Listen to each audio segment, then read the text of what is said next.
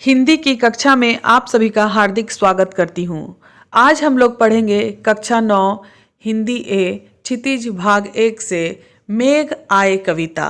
और मेघ आए कविता के कवि हैं सर्वेश्वर दयाल सक्सेना जी। मेघ आए कविता में कवि ने बहुत ही सहजता और सुंदरता के साथ यहाँ पर प्रकृति का मानवीयकरण किया है, अर्थात प्रकृति को मनुष्य के रूप में चित्रित किया है।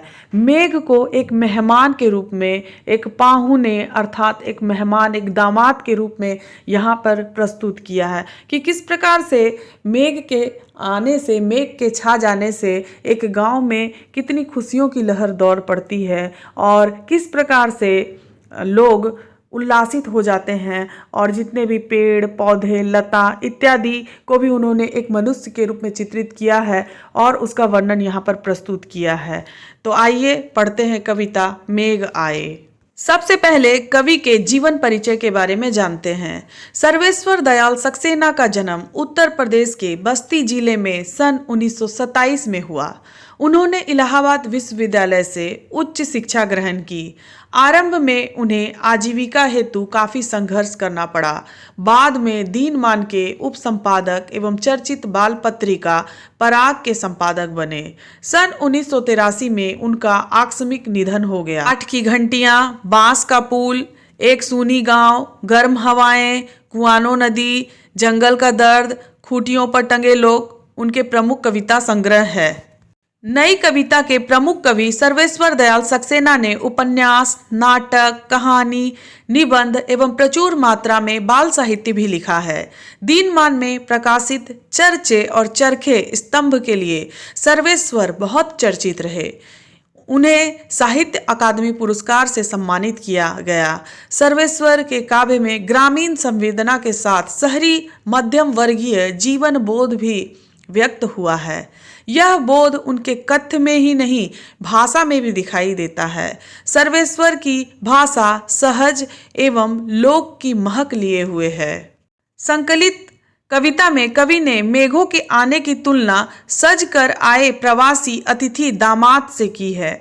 ग्रामीण संस्कृति में दामाद के आने पर उल्लास का जो वातावरण बनता है, मेघों के आने का सजीव वर्णन करते हुए कवि ने उसी उल्लास को दिखाया है।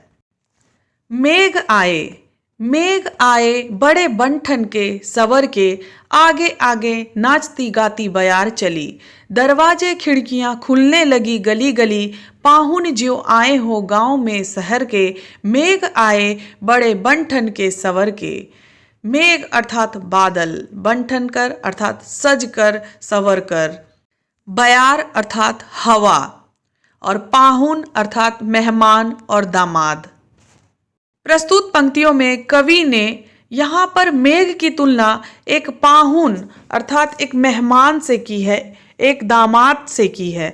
जिस प्रकार से एक दामाद के आने से एक गांव में खुशी की लहर छा जाती है, उसी प्रकार से मेघ के छाने से उस गांव में एकदम हर्षो उल्लास का वातावरण हो गया है और सभी कोई बहुत ही आनंदित है और खुशी है और उसी उत्साह को यहाँ पर दिखाया गया है।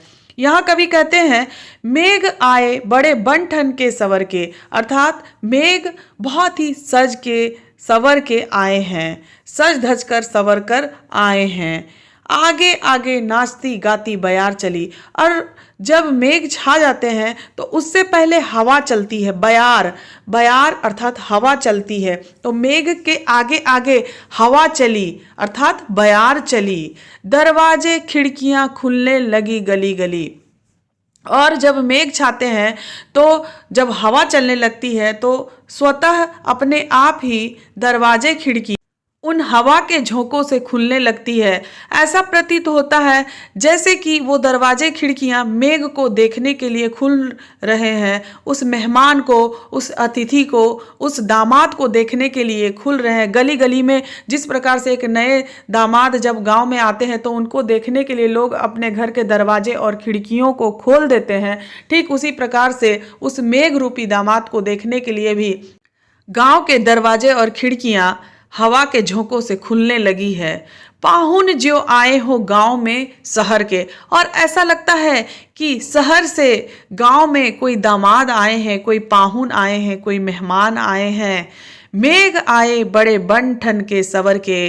और ऐसा प्रतीत होता है कि मेघ बहुत ही सज धज के सवर के गांव में आए हैं। पेड़ झुक झांकने लगे गर्दन उचकाए, आंधी चली धूल भागी घाघरा उठाए, बाकी चितवन उठा नदी ठिठकी घूंघट सर के, मेघ आए बड़े बन ठन के सवर के।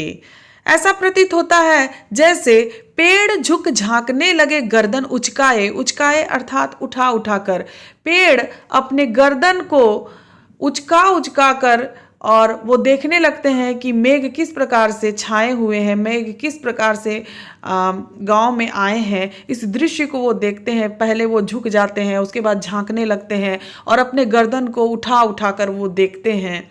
आंधी चली धूल भागी घाघरा उठाए।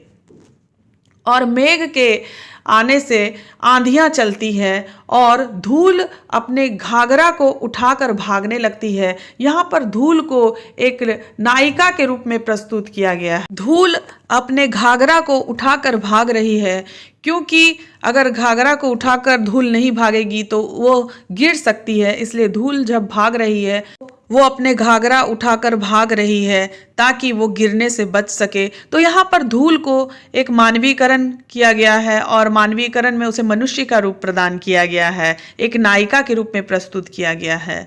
बाकी चितवन उठा नदी ठिठकी घूंघट सर के। और जितने भी चितवन हैं वो भी बाकी नजरों से अर्थात तिरछी नजरों से मेघ को देख रहे हैं। नदी ठिठकी, और ठिठकी अर्थात रुक जाना, नदी भी ठिठक कर रुक गई है। घूंघट सर के, और घूंघट सरक चुके हैं। मेघ आए बड़े बन ठन के सवर के। ऐसा लग रहा है कि मेघ बहुत ही सज धज के सवर के शहर से गांव में आए हैं।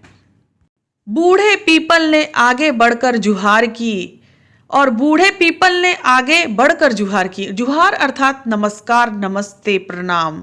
और बूढ़े पीपल के पेड़ ने मेघ को आगे बढ़कर जुहार किया, नमस्कार किया। बरस बाद सूधी लीन्ही बोली अकुलाई, लता ओट हो किवार की।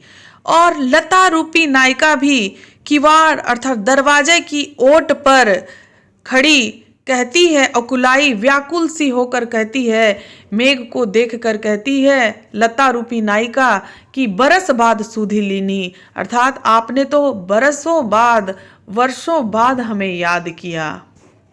हर्षाया ताल लाया पानी परात भर के। और ऐसा प्रतीत होता है कि ताल अर्थात तालाब भी हर्षित है, खुश है, हर्षाया है और वह खुश है। और लाया पानी परात भर के।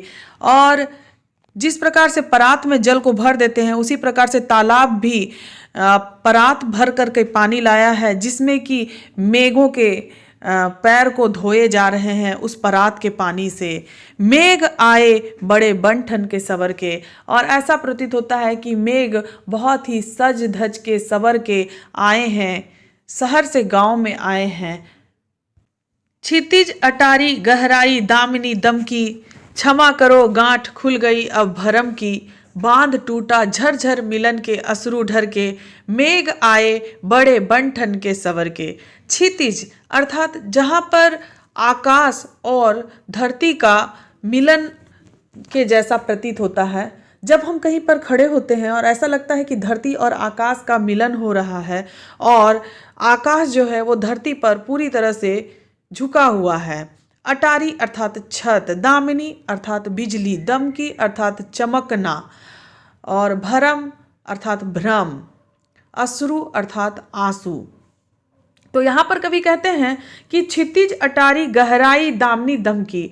और जो क्षितिज है ऐसा लग रहा है कि जहाँ पर धरती और आकाश का मिलन हो रहा है वहाँ पर पूरी तरह से काले काले बादल छा गए हैं और पूरी तरह से वातावरण जो है वो मेघ से ढक चुके हैं। और दामिनी दम की, और जब मेघ छाते हैं तो बिजली भी चमकती है, और उस दामिनी से, उस बिजली की चमक से सभी भ्रम मिट गए हैं और जितनी भी उलझने थी सभी खत्म हो गए हैं। बांध टूटा झरझर मिलन के अश्रु ढर के। और बांध टूट चुका है और झरझर मिलन के अश्रु ढरक रहे हैं, अर्थात अश्रु गिर रहे हैं, बह रहे हैं। ऐसा प्रतीत हो रहा है जैसे वो मिलन के अश्रु हैं, मिलन के आंसू हैं और मेघ और धरती का मिलन हो रहा है और उस मेघ रूपी मेहमान, उस मेघ रूपी दामाद का मिलन धरती से हो रहा है, धरती रूपी नायिका से हो रहा है और ये वातावरण बहुत ही मंत्रमुग्ध करने वाला है। और ये बारिश जो झरझर गिर रहे हैं, उनसे जो बूंदों की लड़ियां बारिश की गिर रही हैं, वो ऐसा प्रतीत होता है कि मिलन के आंसू हैं। मेघ आए बड़े बन-ठन के सवर के। और यहाँ कवि कहते हैं कि ऐसा प्रतीत होता है कि मेघ बहुत ही सज धज के सवर के गांव में आए हैं। तो इस प्रकार से यहाँ पर मेघ को एक मेहमान के रूप में, एक दामाद के रूप में चित्रित किया गया है और इसकी सुंदरता का वर्णन किया गया है और प्रकृति का मानवीयकरण किया गया है। प्रकृति को मनुष्य के रूप में यहाँ पर प्रस्तुत किया गया है। आशा है आप लोग इस कविता का अर्थ समझे होंगे। धन्यवाद।